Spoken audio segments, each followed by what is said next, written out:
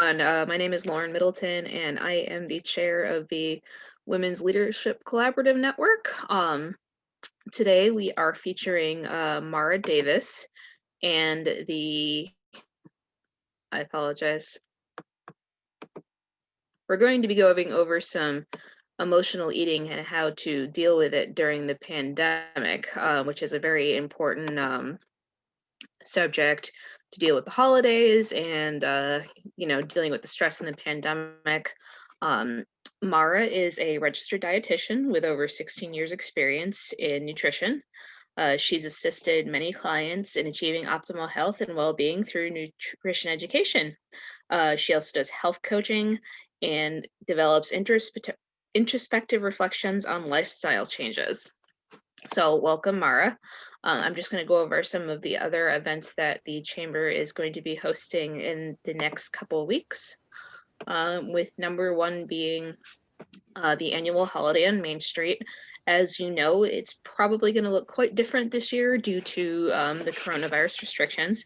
But the 27th, we're actually going to be having a virtual tree lighting. So you can tune in. I believe it's going to be on Facebook Live and holidayonmain.com to watch that. There's going to be some other events that are going to be happening throughout December for Holiday on Main, and let me help those open for you. The name of the holiday in Maine this year is actually going to be the Magic of Middletown. There's going to be vendor fairs. You can get popcorn and pretzels outside the chamber. For the kids, there's a fun new activity called "Tis the Season to Find a Gnome."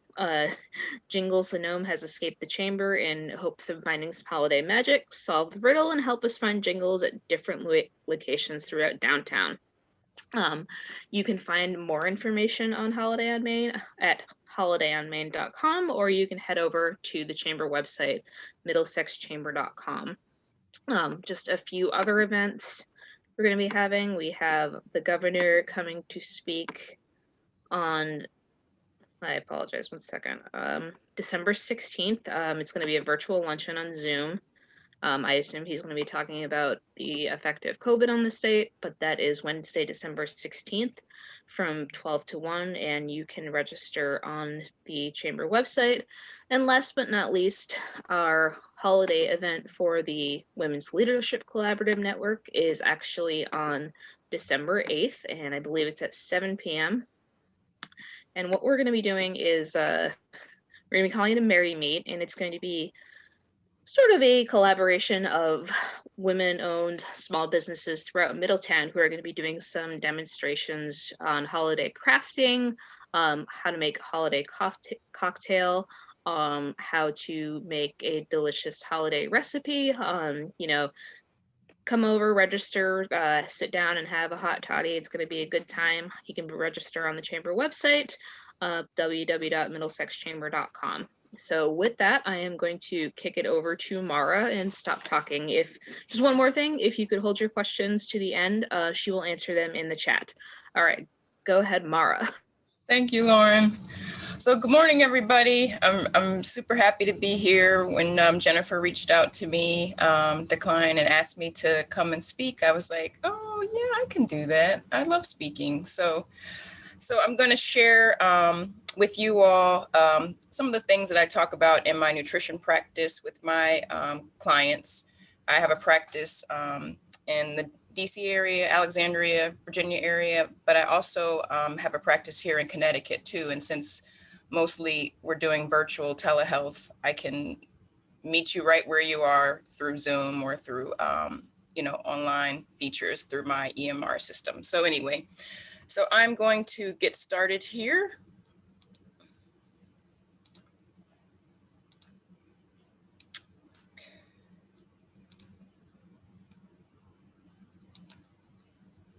Okay.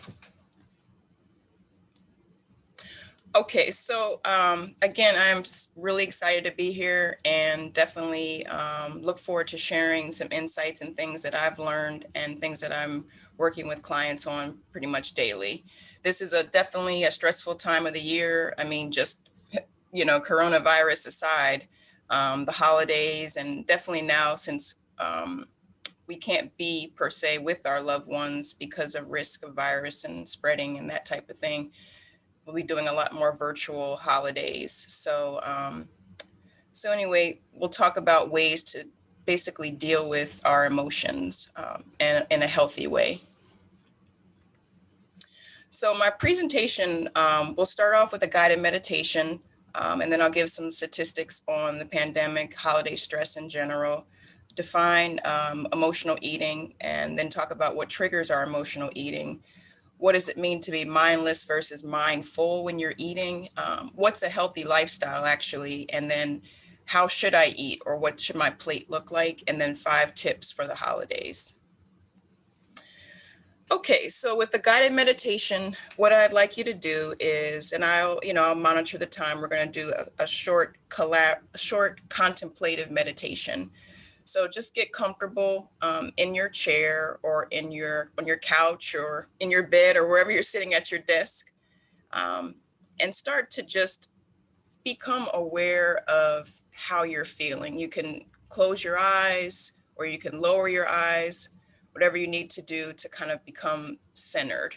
And I'll guide us through this and then bring us back for the remainder of the presentation.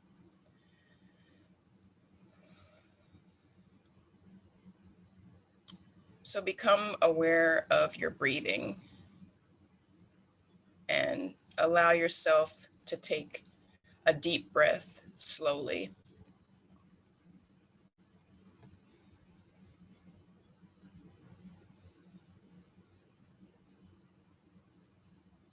And then another breath.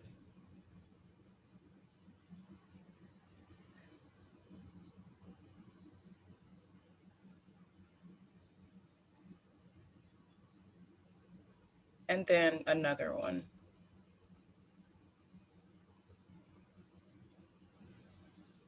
Just feeling how your body feels, allowing yourself to be present in this moment,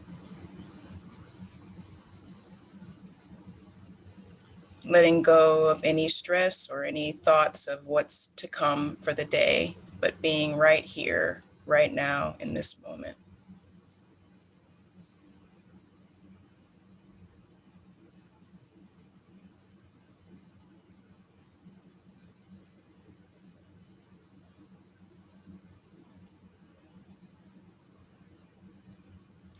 Can you recall to mind the last time you remember eating a meal?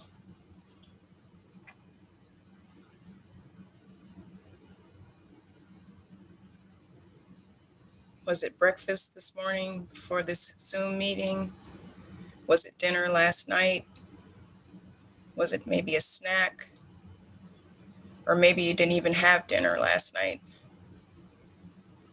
Just begin to become aware of that experience.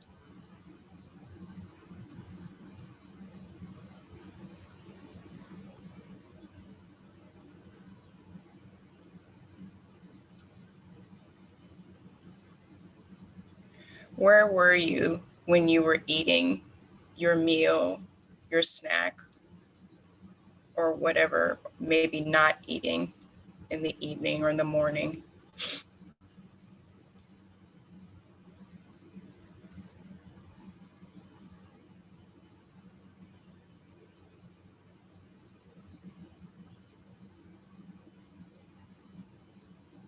Do you remember what the food smelled like?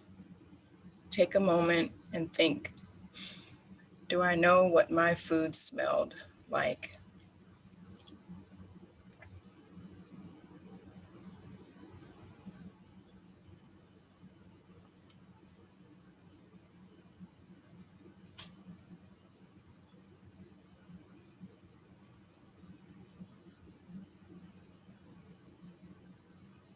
What did it look like?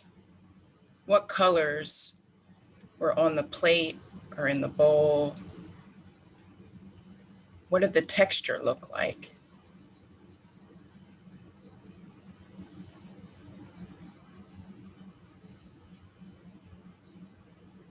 Was it hot? Was it cold? Did it have wrinkles? Because it was like kale, or did it have rice, or was it grainy, starchy? What did your food look like?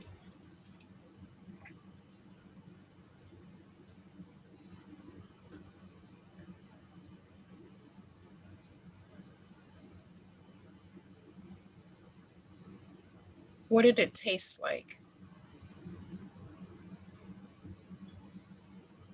Could you taste garlic, pepper, onion? Was it salty? Was it sweet? What did your food taste like?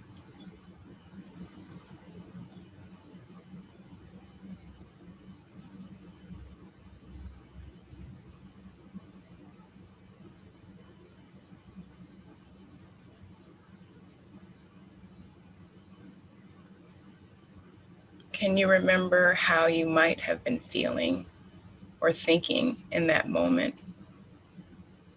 Were you present to your eating, or thinking about something else?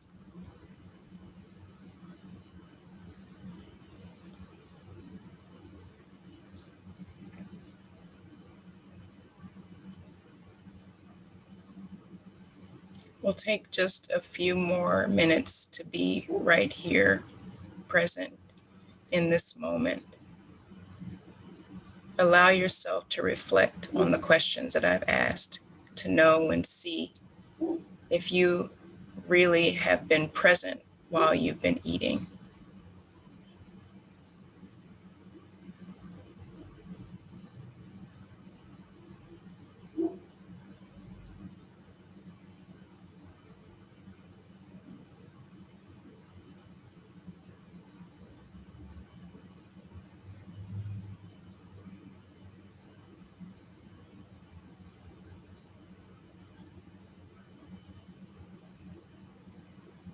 How often are we present in the moment right now?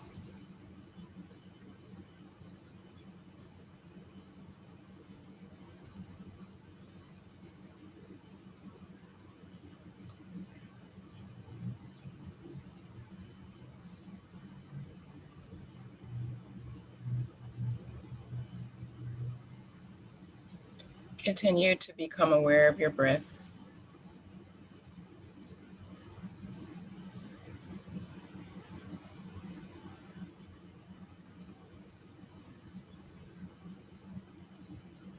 Whatever thoughts may be moving around in your head, just be gentle and kind with those,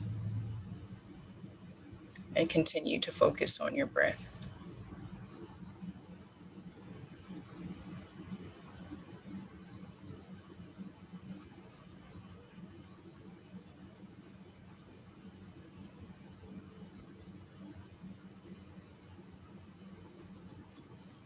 Now begin to feel your hands and your feet, your body, wherever you may be sitting. Begin to feel yourself coming back from the meditation with awareness, with peace. And when you're ready, open your eyes and we'll begin.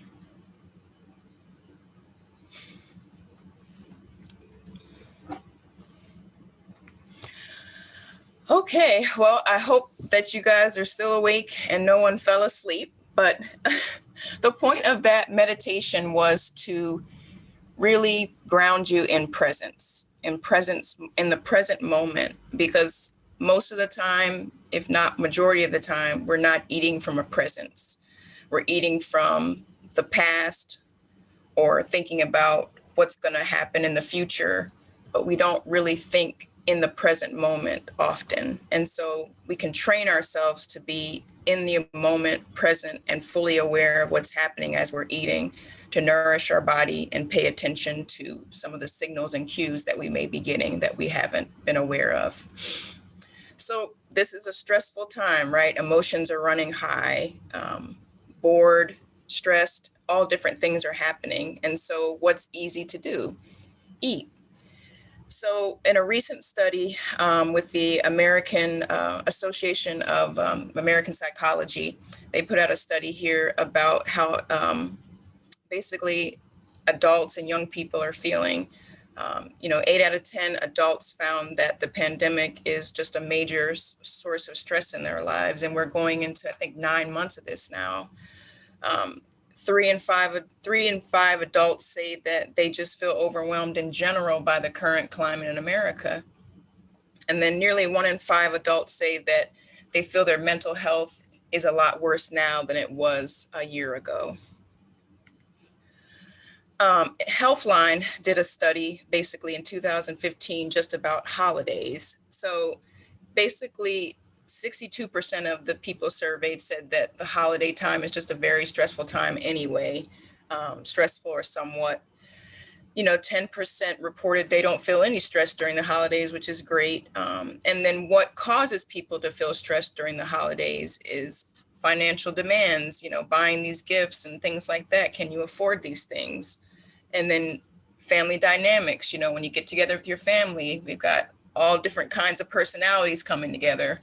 And so it can be a stressful time in that way. Now, maybe because we're doing like Zoom and things like that, you don't have to directly deal. You can mute them if you have the control, if they're getting on your nerves, if you're Zooming.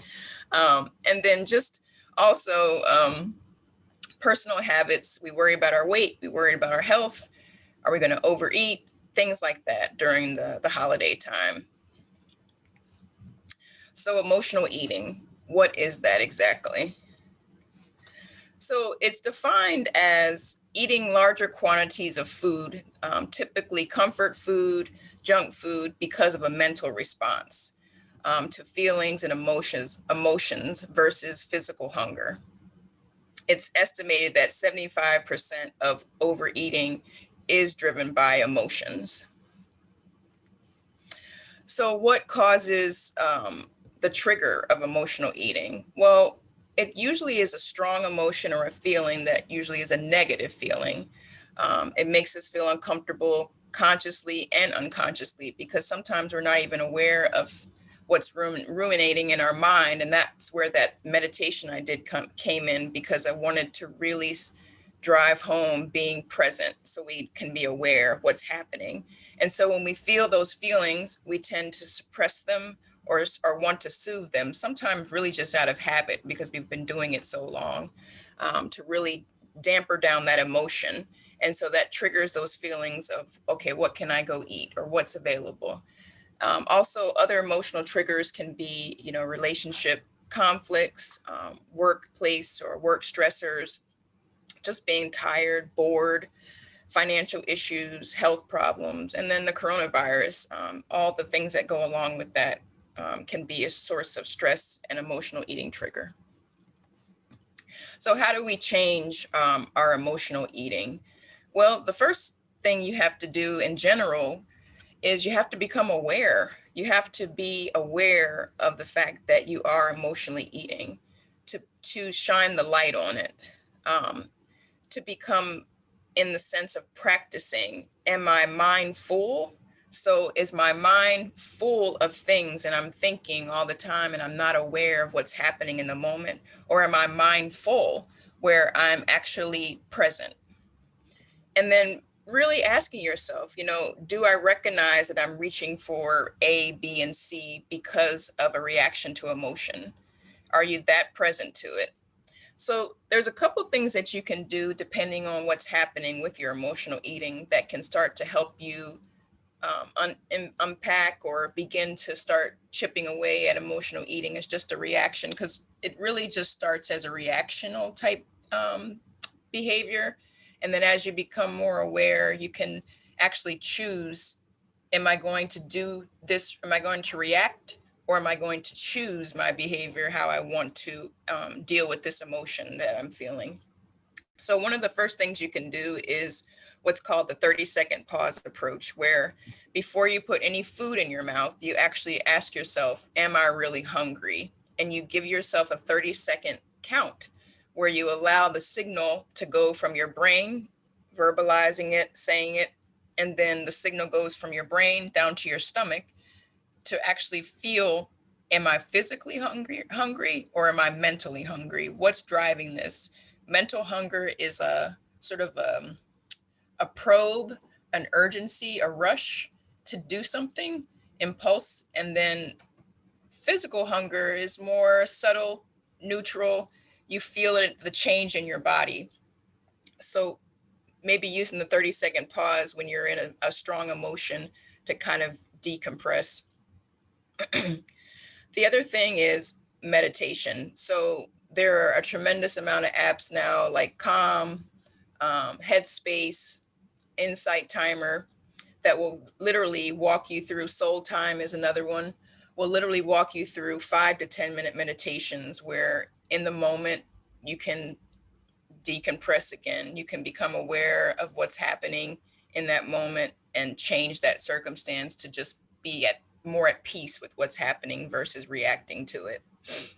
If you're sitting down at a table, which I recommend eating all meals at tables, not in front of the television, not on the couch, not on your bed, wherever, but actually sitting at the table.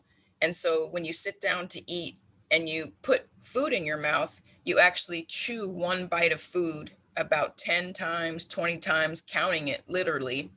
Your fork's down or your silverware's down on the table, and you're eating, chewing, and allowing yourself to be fully present in the moment, counting those chews and seeing, am I actually eating so fast that I don't even allow the signal from my brain to my stomach to go back up to let me know that I'm full? Or maybe I don't know what's going on, because a lot of times we're eating from this part up, from this part. We really don't necessarily have a true awareness of how our whole body feels. And eating truly is a whole body experience. So we want to take time to be present. Our average meal should take between 15 to 20 minutes, maybe even 30, depending on how much time you have. But if you're a 1-2 biter and then you're done, their average meal is over in like 5 to 7 minutes, as where you want to take about 15 to 20 to eat your meal. And then journaling.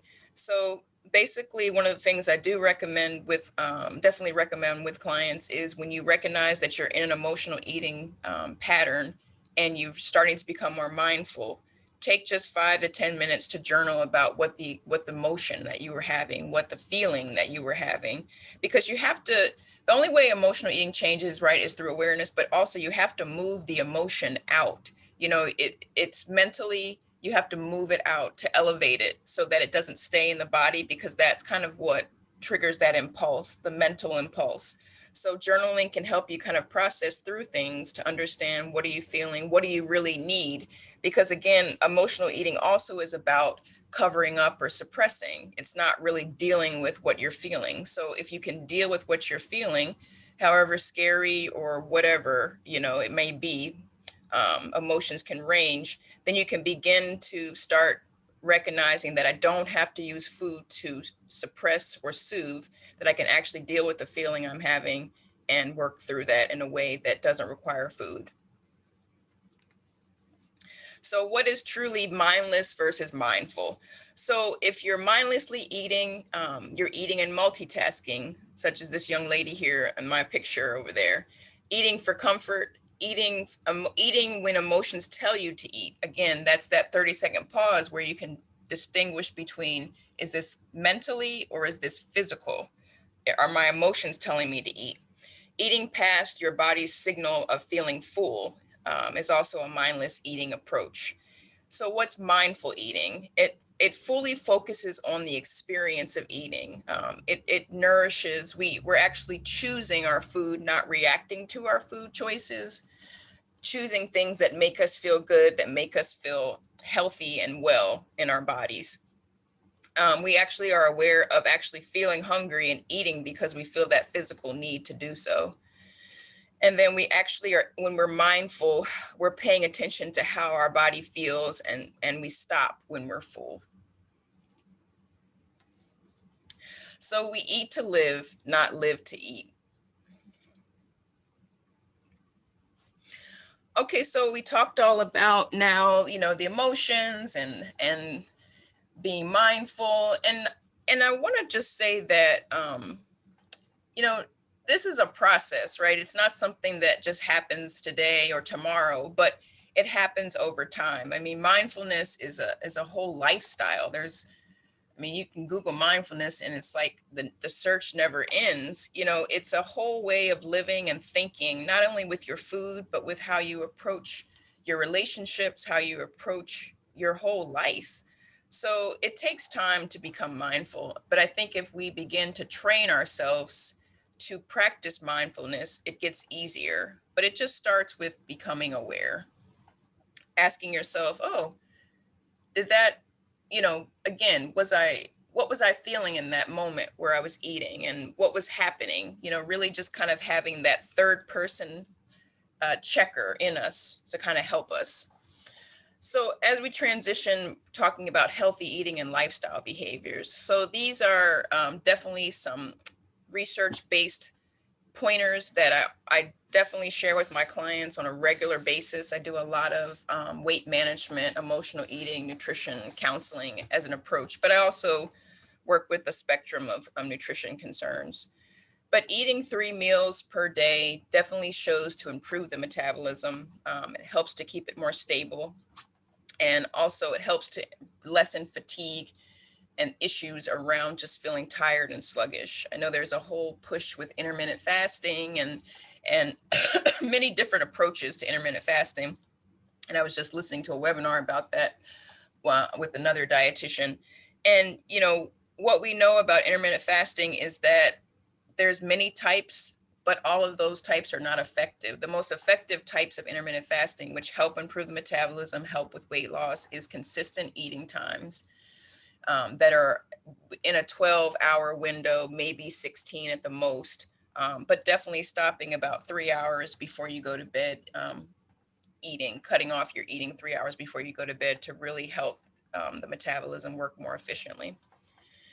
Drinking 64 ounces of water. So everybody doesn't love water. And as we get into the winter time, I know it's like, I don't want to drink water. So herbal tea counts. You can also do diet teas.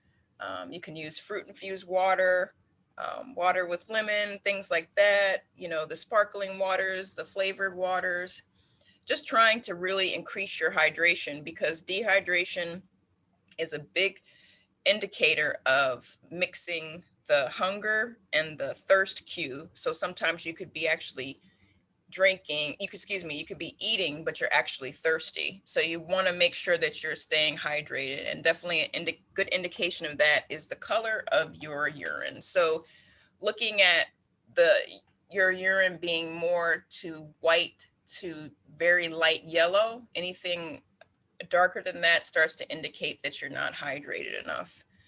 So the minimum amount of exercise that you want to aim for is about 150 minutes. I always talk with clients about just wherever you are, just start there and be consistent. So if you're only able to commit to 2 days a week, 30, 45 minutes, then do that. Do that for the next 30 days without stopping to really start building the habit, because that's the other thing. Consistency makes changes. So, if you are able to do, things at home now, obviously gyms, even though they're open, I mean, they're open here in the DC area. I don't know if they're open in Connecticut, but obviously that's a chance you take. If you want to go to those, that's fine. But definitely just developing a walking regimen when the weather's nice, doing things to kind of get you active and moving. But about 150 minutes is a good starting point. 250 minutes is the upper end for the weight loss approach with cardio, with strength training together. So sleeping more, about 5 hours or more on average, is necessary to definitely help with promoting a good metabolism. Its research shows that if you are sleeping less than 5 hours or not getting consistent rest, that actually promotes a weight gain cycle versus a weight loss cycle if you're trying to lose weight. And then stress management. This is more important now than ever. How do we manage our stress? Do we exercise? Do we meditate? Do we have a spiritual practice? Do we have therapy? What are we doing to basically have an outlet to allow the stress to move out of our body so that it's not staying in there and basically causing what we call like I call stress the silent killer, right? It affects all parts of your body, but you can't really point to it directly as being an issue per se. So we really have to manage our stress. And then how are you thinking? What are the thoughts that go through your head? Are you even aware of the thoughts that are going through your head? What you tell yourself consciously, unconsciously actually dictates how your life can be. So, really, I know it's sort of trite about positive thinking, but it actually does really make a difference. So be aware of what you're thinking, encourage yourself. And then healing touch, massage, Reiki, definitely maybe more of those as we come to a closure with the coronavirus, but I've actually have gone for a couple massages, and the therapist I work with is very aware of practices with COVID and that type of thing. So if you're feeling comfortable with that, do that. And then again, avoiding the mindless eating and counting your chews. Okay, so just furthering the healthy eating behaviors. So I kind of talked about that a little bit earlier about eating, how you want to eat in your cycle of eating to help with improving your metabolism. But the other thing too is it's true. You want to eat your heaviest meal around breakfast time, which might have fruit, you might have oats, you might have like maybe two or three things. You might have like, you know, a sandwich like with an English muffin, whole wheat English muffin, and maybe an apple or yogurt. Then maybe lunch might be something smaller, um, where you have a little bit less portions, and then dinner is a smaller portion where maybe you just focus on protein, vegetables. It really depends on you and your whole health picture too, because carbs, I know people talk about carbs being bad, but they're not bad. It's the portion size and the types of carbs that you choose truly. So again, eating on a 9 to 12 hour cycle, giving your body that time to fast overnight, which is that 3 hour stopping point. And then really planning your meals, planning your snacks to help reduce hunger, fatigue, issues like that, and portion control awareness. And then when you look at your food labels, per serving, the total carb should be 15. That's a good rule of thumb. Total sugar, about 12 grams. Protein, if you can, depending on the food item, could be at least 12 grams. Like, for example, the Nature Valley bars that are protein, you see advertised with protein, that's a good description of a snack for this number. It's typically 15 grams of carbs. The sugar is about 10. The protein's about 10 as well. And then fiber, which is something that we don't always look at on our label exactly, but 5 grams of fiber or more is considered higher fiber. And fiber helps with reducing cholesterol. It helps improve our blood pressure, helps with weight control. So it's something that definitely is a good element to have in our food. So if you have food items that you're shopping for and you buy that are 5 grams of fiber or more, that's a good practice in general if looking at the label. So what's actually considered a healthy meal? So a healthy meal looks like the plate on the left and the right, but the proportions. So about a fourth of your food 3 times a day would be protein, 3 to 4 ounces on average, or about the size of your palm minus the fingers. And protein can also be beans if you're a vegetarian, tofu, things like that, and then our traditional meats. And then half the plate, or about 50%, should be veggies, non-starchy vegetables. So when we talk about non-starchy vegetables, we're talking about peppers, onions, mushrooms, kale, things like that. The starchy vegetables would be potatoes, sweet potatoes, corn, peas, beans, things like that. So that would be more like in our carb category. And the carb category, or the starch, is about another fourth. So we have a fourth protein, half veggies, and then about a fourth or less of our starch is what a healthy proportion of food looks like, about 3 times a day or so. And then the plate on the right, we have the 3 ounces of salmon, like the half a cup to a cup of brown rice, and then about 2 servings of our non-starchy vegetables. On average, a healthy meal is about 450 calories to 600, depending. It can go a little bit higher. The average intake based on the label that we use in the stores and from the USDA is 2,000 calories. But typically, you shouldn't go lower than 1,200. That's for sure. If you're into like 1,000, 11,000 calories, lower than that, that's sort of like the medical supervised weight loss program range. But it depends on your age too. But you don't want to be in a starvation mode. You want to strike the balance between eating enough and then the body also responding to weight loss too. And then a healthy snack is about 100 to 150 calories. A good snack would be, for example, a protein and then another category of food. So an apple and 2 tablespoons of peanut butter, protein, carb, or hummus and vegetables, protein, vegetables, or even a handful of nuts and like a cheese stick or something like that.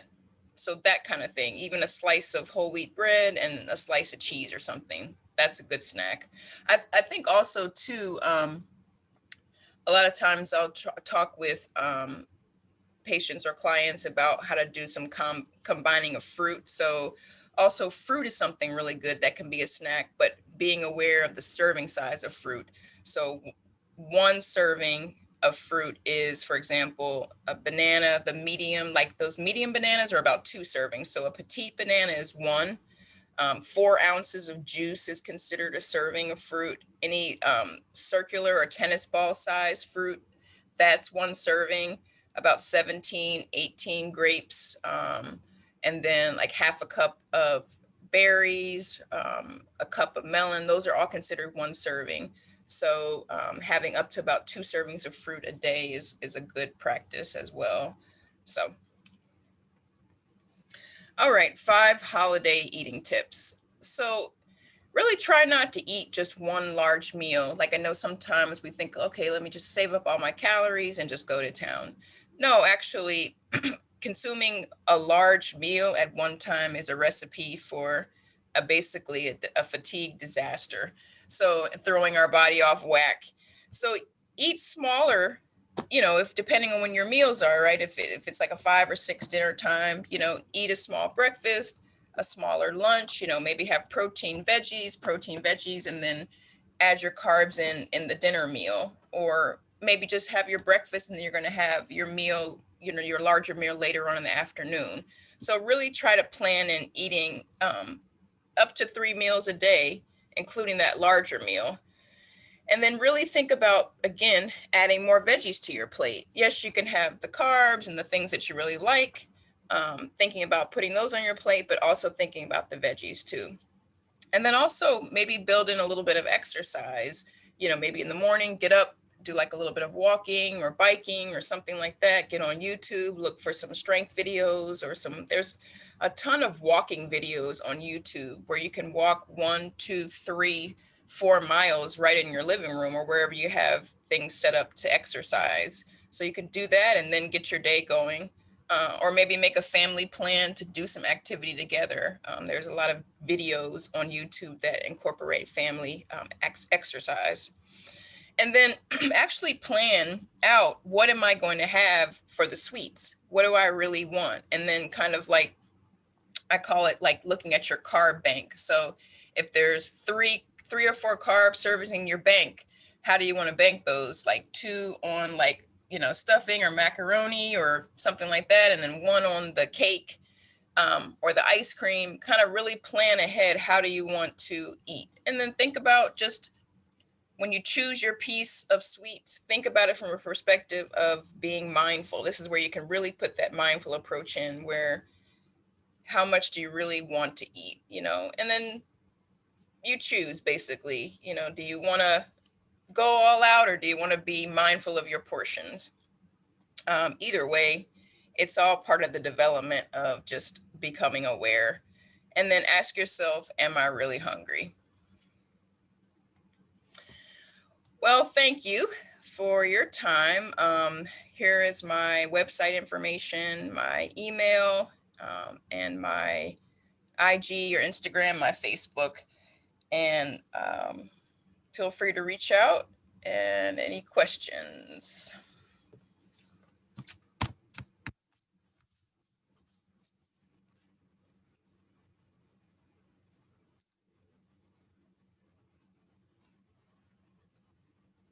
Let's see. I don't think there are any questions. Oh, I do have a question. So in in Connecticut, I'm credentialed with Blue Cross Blue Shield and Cigna. So your appointments would be covered in that way. If you're private paying, it's $175 for the initial and $90 for follow-ups. And like I said, I do phone appointments as well as telehealth. Okay, there's questions are coming in. Let's see here.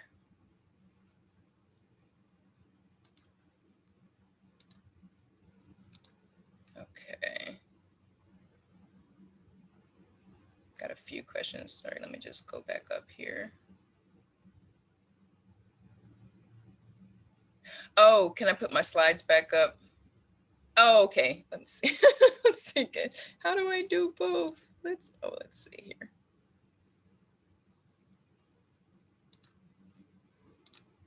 Okay, let me go back. Oh no. Let's see.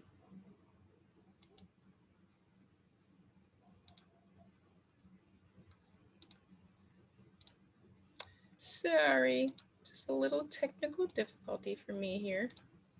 Okay, let me go back down to the contact slide. Okay, I'll leave that up. So let's see. Okay, that answers that question. Okay, calorie counting apps. So I think they're important because they keep you aware, but I think it also is about making sure that you're taking enough calories as well too. So I think they're good for tracking and keeping you aware, but I think you want to set your calories for those with realistically, again, not going below 1200. A good range would probably, depending on how active you are, if you're working out, if you're doing activity, maybe about 1600, maybe no more than 1800. 1800 is like if you are, definitely 250 minutes a week, pretty active strength training, really out there. The average is probably about 1600 calories, depending on your lifestyle. Let's see. Let me go down here. So fruit definitely. So fruit is a carb, and it's again not a bad carb.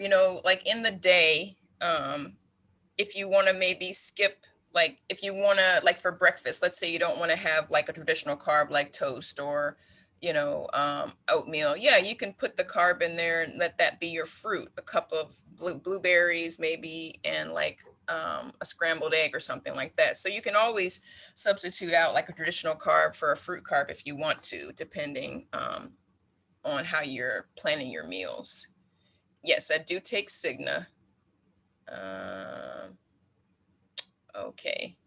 Oh, you're welcome, Jennifer. Let's see.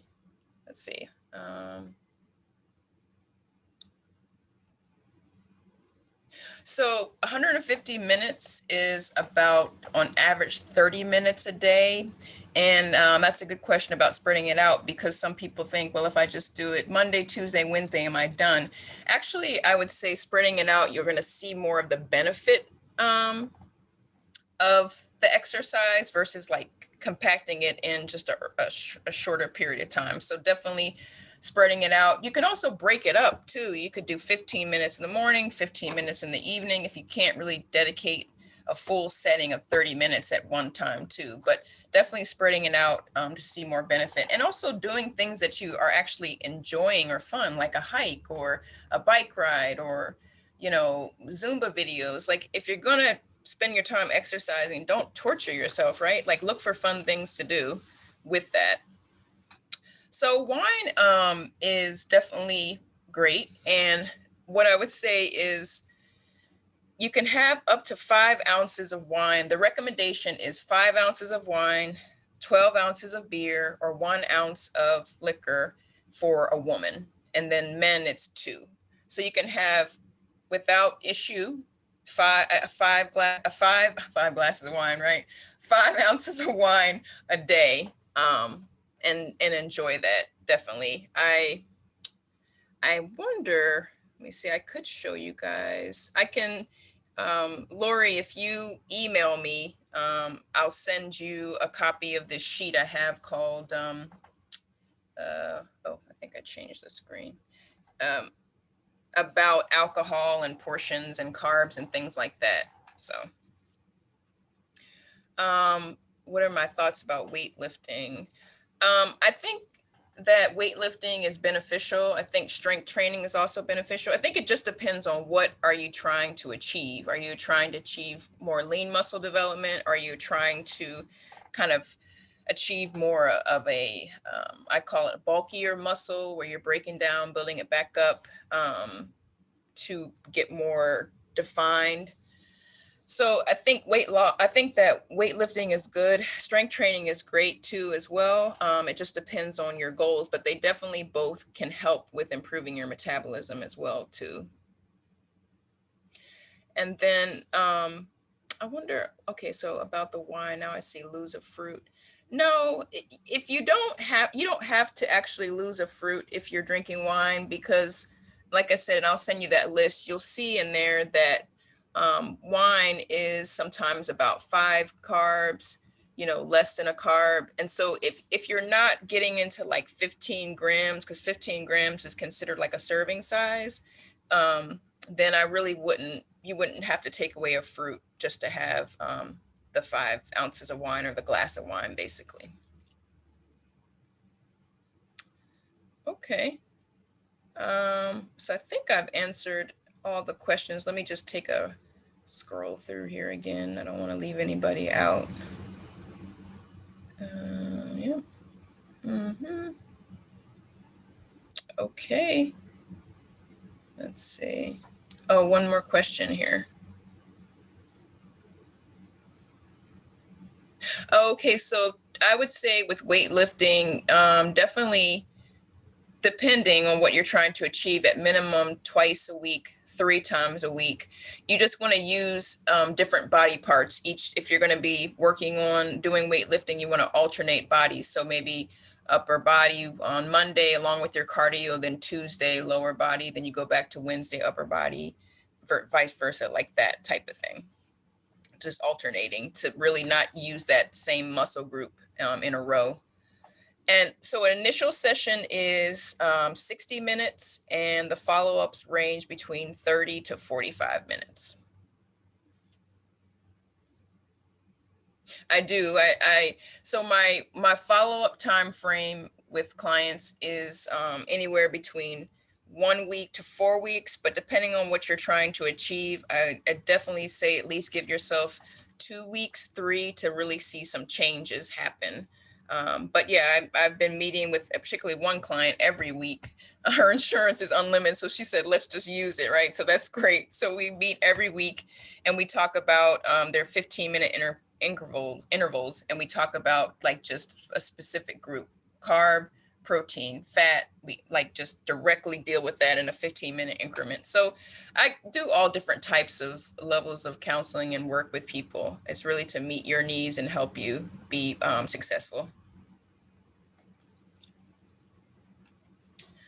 Okay, I don't see any more questions, and I'll just leave my screen like this. So yeah. Okay, well, thank you everyone for tuning in, and thank you, Mara, very much for your very informational session. Definitely. Thank you I'm just going to send a thank you to everyone. Thank you, everyone, for listening. Hope it was helpful. Okay. Okay. Thank you. Have a good day. All right. Bye.